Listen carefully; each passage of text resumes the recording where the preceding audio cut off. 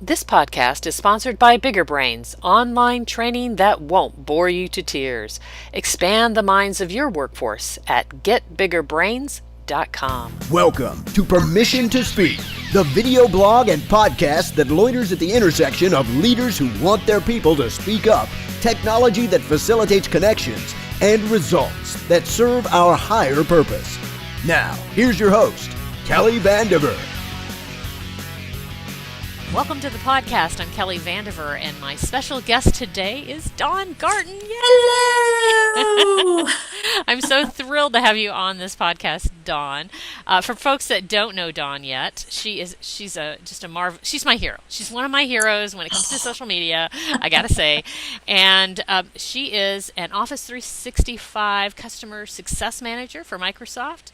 She also was a collaboration manager over at Manhattan Associates before doing that. Yep. And she has been tagged as the social media I know I'm going to That's right. Meteorologist. You get to make up words in social media. So social I had a customer give meteorologist. me that title. I'm like, I'll keep it. That is a fabulous title. And speaking of being my hero, you were also a superhero recently, Yep. right? At Ignite. Yep, I should have put on my cape for you today. Yes, we did From Zero to Hero, which I thought was the best title ever for power user training in Yammer, one of our products. So Very cool. got to dress up with a cape and a mask and everything. Well, one of my friends from my motorcycle group actually went to Ignite, and I said, "Did you go to Dawn's session? Did you see Dawn?" He said he saw you in the hall, though. I'm impressed. 20,000 people there. If you saw me in the hall, that's good.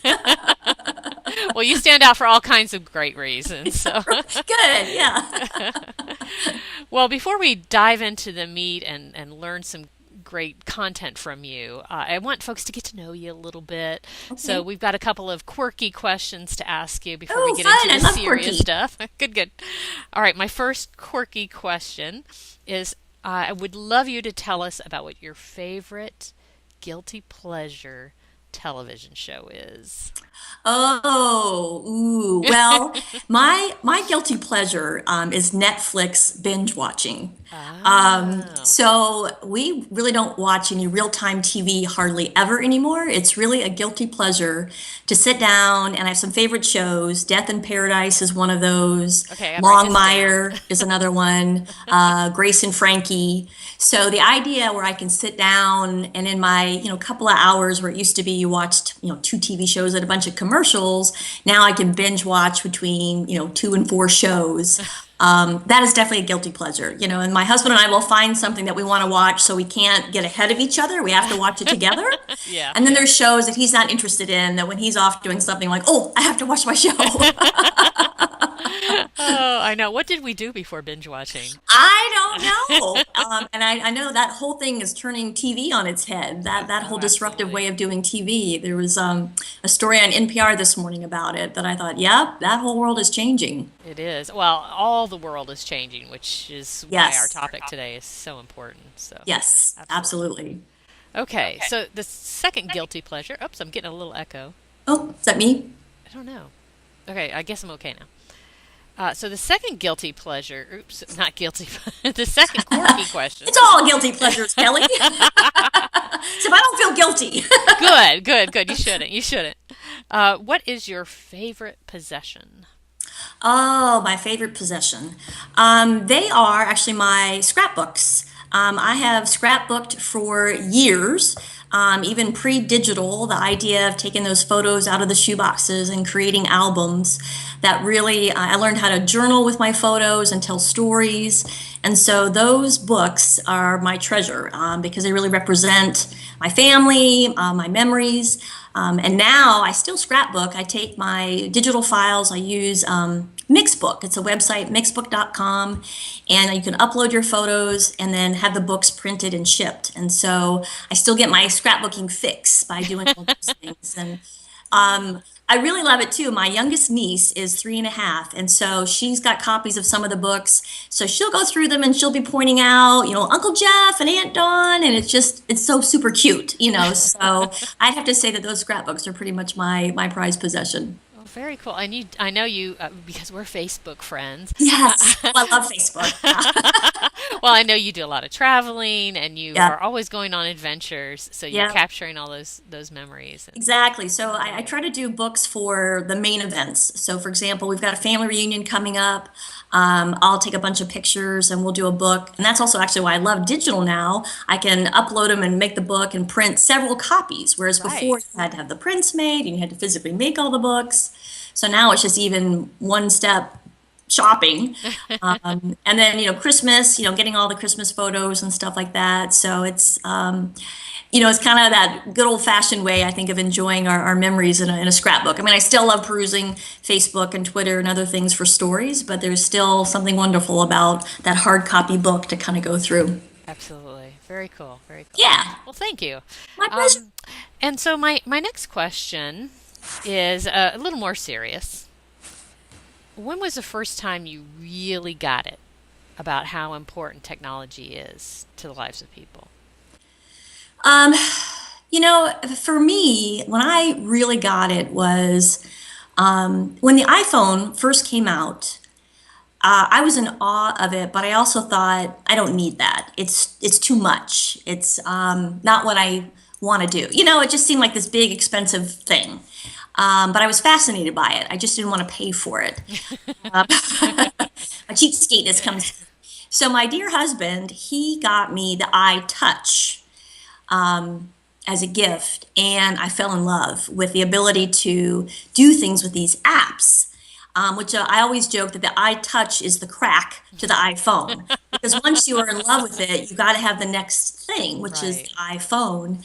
And then I never looked back. The idea that this little device with all the capabilities, not just even work stuff, email and whatever, but personal stuff, to check the maps and websites and things like on moment's notice and the cell phone, it was just very powerful for me personally. And then once I started realizing how more and more people were carrying these things in their pocket, and that whole idea of mobile texting, all those things just kind of started snowballing, and it's amazing. And so now in today's world, they're saying, people have cell phones that don't have landlines. The third world countries, that's what they carry is a cell Right. phone. And so it's just the power of what that can do and the opportunities it can bring.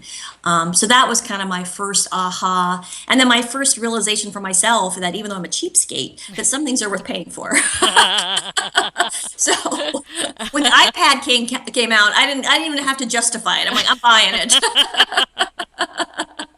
Very funny. Now, is that what led you eventually into this world of social media and the social mediologist piece of you, or? It wasn't so much the mobile part, although that was part of it. It really was the social sites that led me to it. So I was intrigued by Facebook.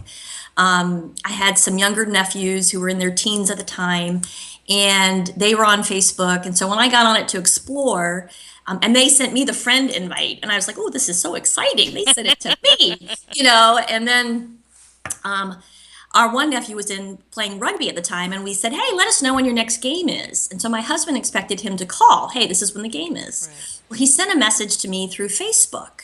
So I told Jeff, I'm like, "Hey, Jared has his game Saturday at 10." And he's like, "What?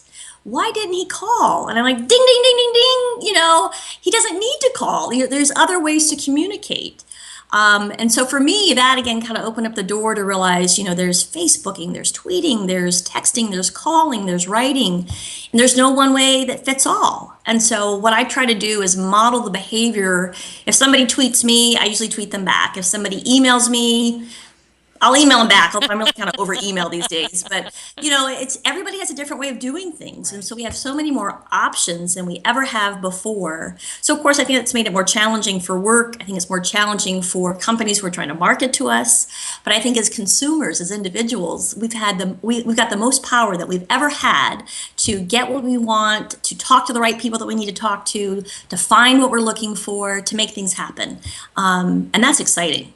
Well, and disruptive too. I mean, and Yes. that's why the companies are trying to get their people to speak up and listen Yes. to their customers, and I guess Yeah. that folds nicely into your job Yes. over there Yes. at Microsoft. Absolutely, So absolutely. tell us a little bit about your role there and what your mission in life is. Sure, sure. I am an Office 365 customer success manager. So, what that means is I really try to help our customers, and usually we're looking at the enterprise, so the larger customers, but we have all different kinds of assistance for all of our customers, but really help them leverage the cloud, otherwise known as part of that for us is Office 365.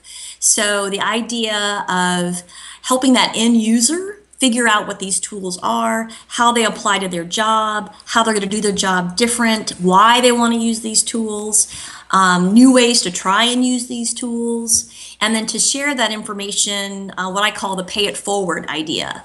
That if you had this great story for how something worked out for you, just imagine how somebody else could take that story and apply it to their work or their team, that kind of thing. To me, it's always that Oprah moment, how Oprah would always say, if this just helps one person, it was worth it. And that's how I look at it. If you can amplify that to help just one more, and I actually believe it's a lot more, then it's such a wonderful feeling. And so that's what I do. I really try to help the customers on their journey, take a look at what they're working with, which aspects are they starting with, get them involved with their end users, and put that plan together for communication, the training that's going to need to take place, and then mapping that technology to the job. The big thing is we don't want people to say, oh, it's one more thing. Right. I already have this and that, and you want me to do this too? The idea is it's not that it's one more thing, it's a different thing. So there's that thing there, it's different. But this is how it can work. So we really try to find out, how are you currently doing your work? So how does that evolve or change if you try it this way? And I'm a big believer in the what's in it for me. If I can help them, help their end user with that question, then the user wants to use it. So it's like me with my iTouch and since the iPhone, what's in it for me? As soon as I got that, that's all I wanted to do. Right. And that's what we're trying to help them see with these tools in the cloud. So why do you think it's harder for organizations to help their people see what's in it for them than nobody has asked people. Well, people do ask people to be friends on Facebook, but people didn't force us to get on Facebook. They didn't force us to get on Twitter.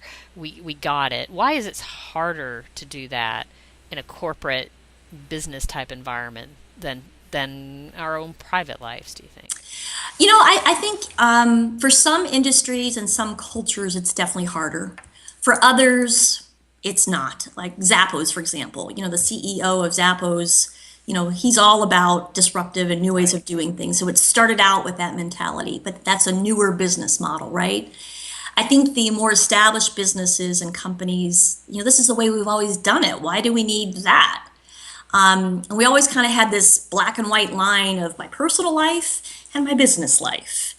And so blending that is a new thing for people. And then that still continues to be a interesting discussion for how blended that is for some. Because I still have friends that tell me I don't mix the two. And I find that very difficult, not to mix the two. But that's their mindset. So I think it's difficult for companies. If it is difficult for companies, it's because they just haven't been exposed to it enough. They've just always done these other things. And I think, though, we're slowly realizing, and some more painfully than others, that if we don't start exploring and figuring things out and trying new things without the, what's the return on investment and what happens if this fails, we're much more accepting in our world today. Again, not everybody, but of, fail first, fail fast, and move on, otherwise, how do we get to the next level? So it's still a challenge for companies. And I think a lot of that too is when there's a lot of layers in companies that they're so used to that hierarchy instead of that network effect.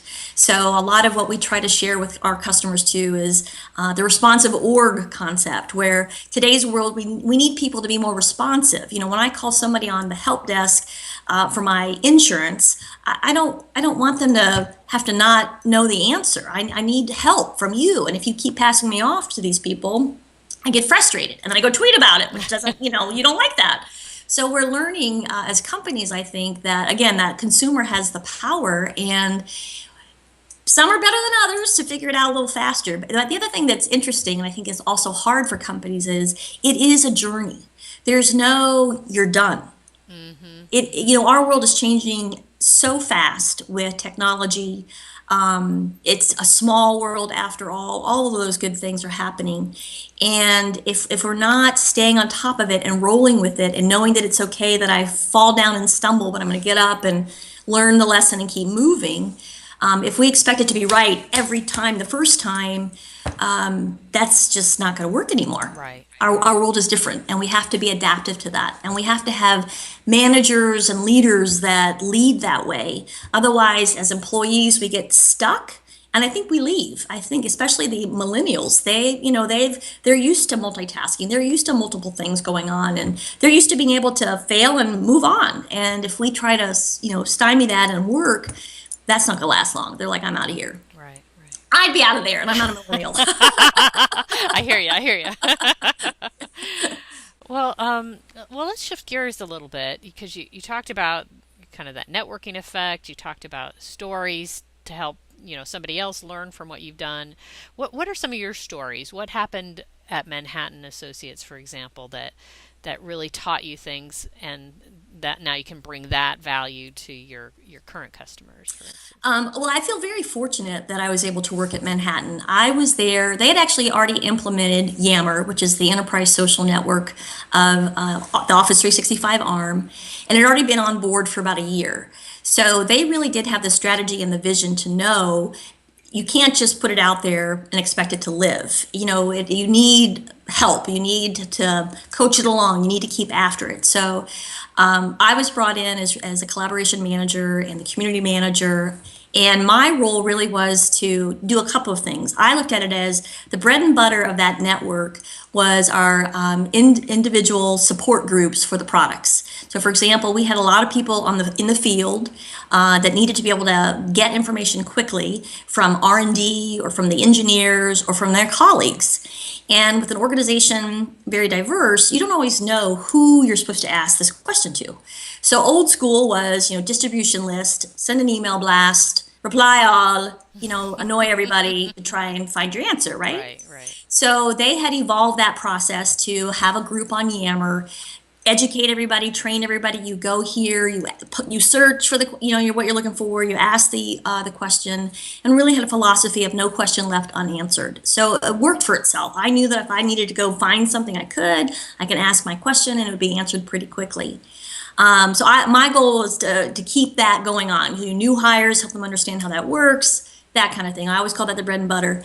Then the new aspect of that was we've already got it. We've got the software. We've paid for it. Let's leverage it. And that's, again, from my background, one is being a cheapskate. If I use it, I want to, if I bought it, I want to use it. That was the same thing as my iTouch on my own phone. I've spent this money, I'm going to get the apps to do what I needed to do. So we already had it. We already had a pretty good adoption rate where people were using it. So what else can we do with this tool that's already in their lives, that they're already in the habit of looking for? And so with our HR department, they were really interested in peer-to-peer praise concept or shout-outs or kudos. So we talked and I said, hey, let's use Yammer for that. There's a great functionality in Yammer to do that. So we came up with a strategy of how that could happen, put the plan together that would encourage people to think about giving praise, why they would want to give praise. And then we would capture that information and have contests around it. So it really was kind of this wonderful perpetual cycle that people would give praise, get praise. It's all in the public eye since it was in the network. And I try to help people see, it's great. If Kelly and I are in a meeting, I'm like, Kelly, you did a great job on that project. That was wonderful. You feel good. I feel good. But nobody else knows. Wouldn't it be great if the rest of your colleagues knew, and if your manager knew, and your skip level manager knew? And wouldn't it be great if my manager also realized, hey, Dawn's paying attention. She's giving these kudos and these shout outs to people. That I always try to look at it. There's always, it's a joke, but it's not really a joke, that it's always about me. It's always about mostly me. So I try to help people see, look, when you do this, if you're a giver, you are definitely giving to somebody else, which is fantastic. But you also get to look good in that light as well, without necessarily tooting your own horn, because a lot of people don't want to toot their own horn. Right. So there's a way to, kind of leverage that by shining on somebody else, you're being shined upon as well. So anyway, that praise program was really wonderful. The employees loved it. HR loved it. People were able to talk more about it, see more about that, got more exposure to the projects that they were working on. It was just a wonderful feel-good campaign. Very cool. Now, I'm curious. I'm hearing a little echo, so I'm going to pause for a second, see if it goes Okay. away. Okay. Nope. Okay. There's a gremlin. We'll edit that piece out. um, so I'm curious. One of the things that I know is talked about on the Yammer website and popular is the idea of information flowing further up the chain of command because of Yammer. Can you speak to that as far as what you saw at Manhattan Associates? Were there times where execs wanted people to speak up, or they got messages that they weren't expecting to get, but really helped them from either a business perspective or a general morale kind of perspective? Or... Yeah, absolutely. One example is what we call a Yam Jam. And a Yam Jam is basically like a tweet chat, but it's in Yammer, so it's in your company network. And for those that don't know what a tweet chat is, it's that online conversation, a certain date and time, allotted amount of time, and usually some Q&A sharing. And you only need whatever browser or app or whatever device to participate. It's not a location-based thing. So a lot of times at Manhattan, and a lot of our customers at Microsoft do that, and we do it at Microsoft as well, is we use a Yam Jam methodology where you have a set amount of time for the leadership to share information, get questions, and a lot of times where it's even what I call good, better, best, a better approach is when you've got the Yam Jam coming up and you can say, give us your questions ahead of time. And then give questions during the Yam Jam, and then of course afterwards we can still follow up with more. So the idea is the event is never really has to be over. There's different stages of the event, and again that's way different than an in-person event where you start, you end, and it's done. So executives at Manhattan, at different times or different pieces of information they wanted to share, would say let's do a Yam Jam. So we'd publicize the Yam Jam with the employee base. They all knew how it worked because it was on Yammer. We'd send out a calendar invite, so if they wanted the reminder on their calendar to know when to participate. And then the leader or leadership team would be in a room together with their laptops up, and we'd have questions flying in and out, and they'd say, all right, I've got this one, you've got this one. And what was great was the employees really felt connected, like they were being heard, that they were getting the information. In fact, this one leader of one department, at the end of one Yam Jam, somebody said, hey, would you mind just sharing more about your career path? How did that kind of evolve for you? And so he did, and as he was audibly commenting to us in the room, he was saying, wow, that I'd never thought about that they'd care, what my career path was. So I think it was kind of an aha moment for him. And again, that personal thing, like you were just starting our interview with a couple of fun questions. We are human first. Right. We want to know these things. And so when leaders find and leverage these tools to connect with the employee base, and when you're with a company that's medium all the way up to huge, there's no way leaders are going to be able to have face-to-face with everybody, right. Especially if you're global. It doesn't happen. But if there's ways to amplify your message and to listen to what your employees have to say, and they know they've been heard, it goes a huge way in employee engagement. And they want to do more, they want to see more, they want to share more, and they want more of the leadership to do that as well. It's kind of like that window into what's happening with the leader. They do. They totally love that. Yeah. I remember when I was managing people, and I had employees that would speak up and say, I don't understand what the company's doing from a philosophy. Right. Why are they thinking this, or why are we doing this approach? They want to know. They're smart. They want to be engaged, and if we open the door, they'll engage. Yeah. You said something interesting, or the thing that you said about the epiphany that the one executive had about, I never thought they would want to know about my career path. Yeah. Did you see the human side, the people side of things, engage people more, or to some degree with the Yammer beyond the business stuff? Yes. Build more relationships or something. And that's another education part for. Again, that business versus personal thing. People, when we first start talking about social or collaborative, We talk about there's different ways to handle that. The personal side where you can have, a foodie group, and so people join that group and they want to talk about places to go eat, and a pets group for people who love talking about their dogs, and when we have conversations like, well, no, we don't want to have that in the network, and I'm like, well, if you were to take out the water cooler or the coffee pot at the office, are people going to want to be there as much as they were before? No, so you can't separate business with personal so harshly. And what we have found is if you have avenues, that gets people into where you want them to be. So if I start out in the foodie group and I talk about this restaurant that I just ate at and it was fabulous, and then I pop over to my work group because I know I've got some tasks that somebody's tagged me on, I'm already in the environment. I'm already there doing what I need to do. So I've had kind of that personal engagement through an online experience, perhaps with a colleague that, is not in the office that day that I couldn't have seen at the water cooler, and I can share what I, had at that particular restaurant or read what they wrote, that kind of thing. So they definitely go together. I definitely think there's strategies so that those who are kind of like, we don't need that, feel better about how to approach it with, the right groups, the right training. But, the other thing, people don't go to work to be fired. I'm not going to go into this network and, relay the wonderful, fabulous Friday night that I had. That's what Facebook's for.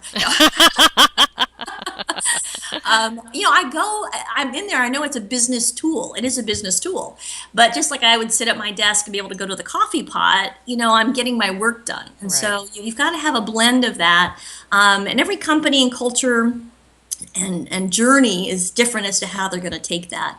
But where we have heard wonderful success stories are for those spur of the moment opportunities. So for example, when I was at Manhattan and we had Snowmageddon, what was that, a year and a half ago, or whenever that was, that crazy storm that came in.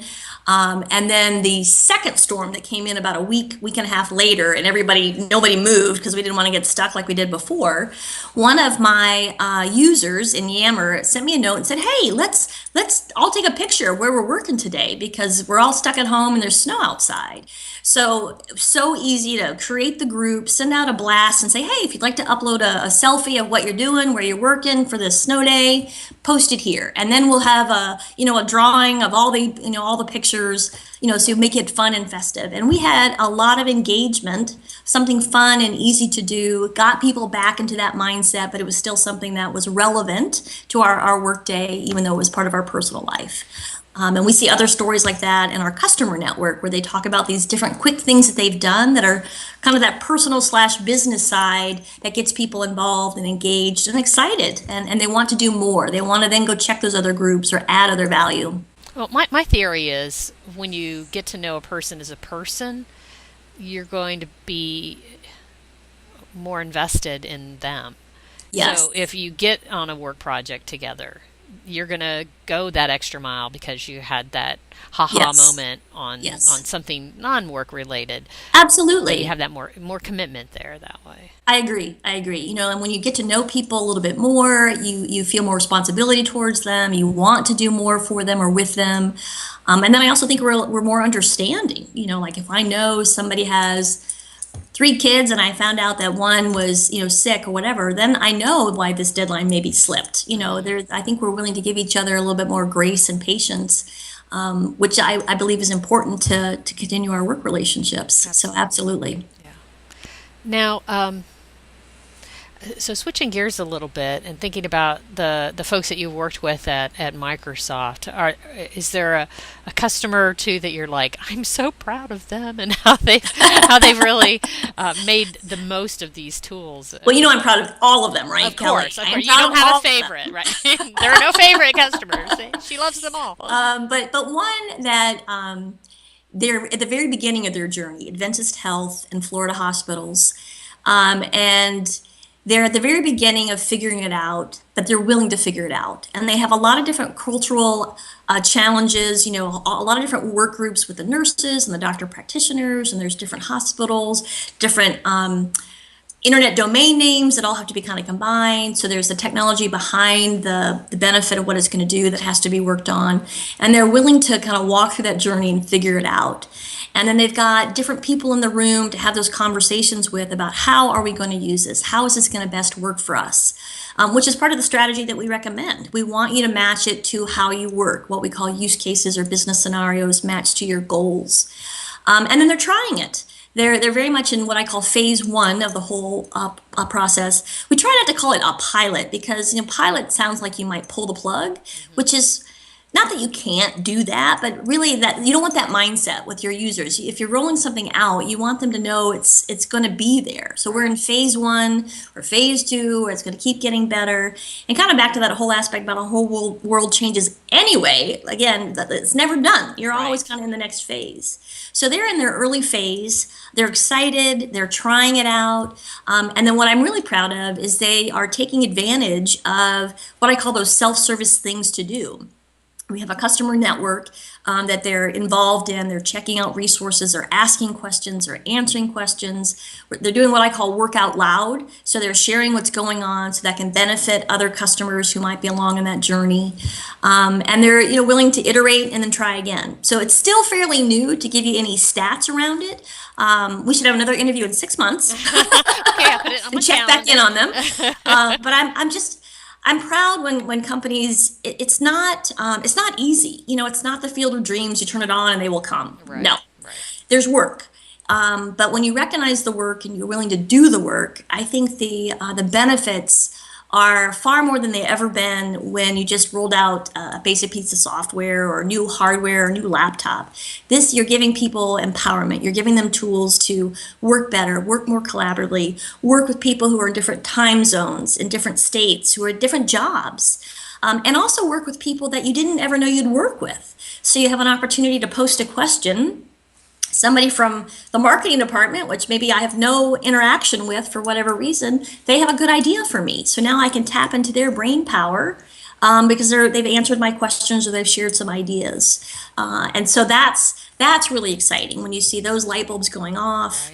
Right. In fact, when we were doing our use case brainstorm, this one gal who was in the innovation space for the hospital, we started talking and brainstorming with her a little bit. And the more we started talking, she's like, I'm like, what was it? We could do this for the book club. And then we talked some more. I'm like, what was it? And so she just started having all the possibilities started coming to her about, hey, I see how I can use this. I see how my team will benefit. I'll see how our employees will benefit. And that's what it's all about. You have to try. You have to keep trying, keep iterating. And some things aren't going to work, or some things are not going to work as well as you would like them to. But I also try to tell people, don't judge it too much, right? Because if it helps just one person, right? If it helps just one person, yay, Oprah, then it's a success. And then there's also learnings to take it to the next level so that you help, more people or whatever it is that you're after. So that's really exciting.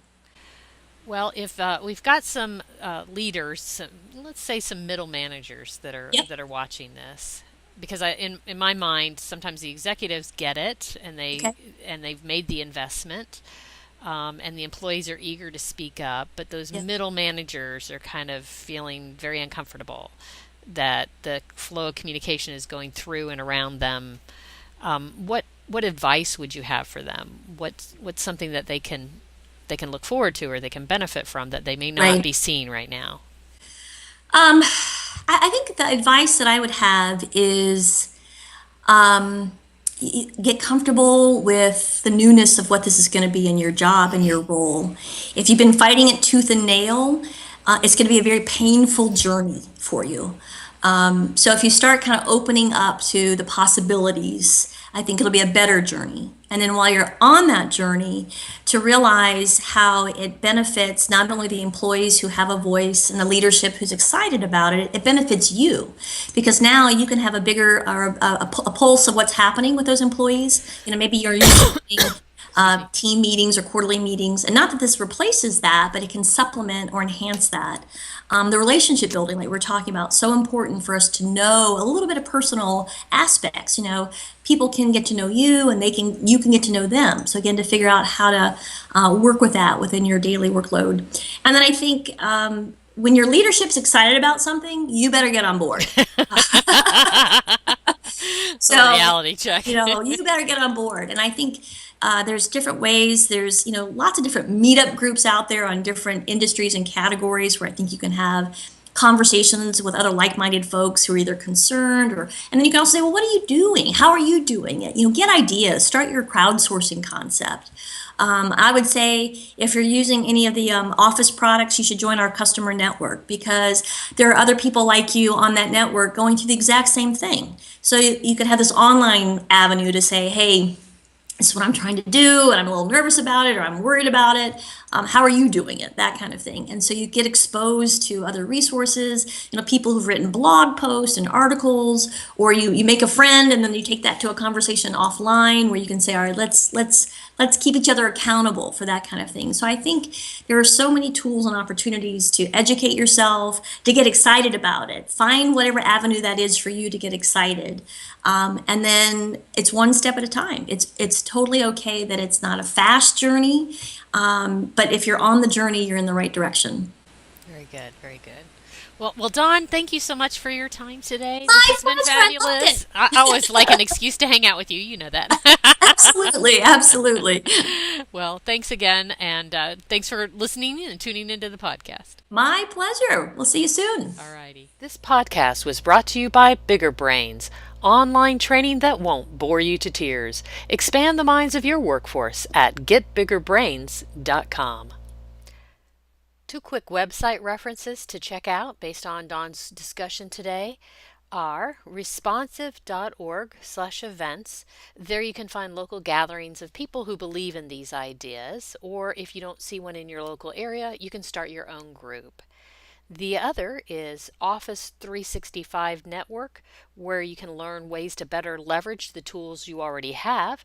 Find that at yammer.com/ITProNetwork. Thanks for tuning in to Permission to Speak. If you want to increase collaboration and innovation in your organization, check out more resources available at speakingpractically.com, or give me a call, Kelly Vandever, at 770-597-1108.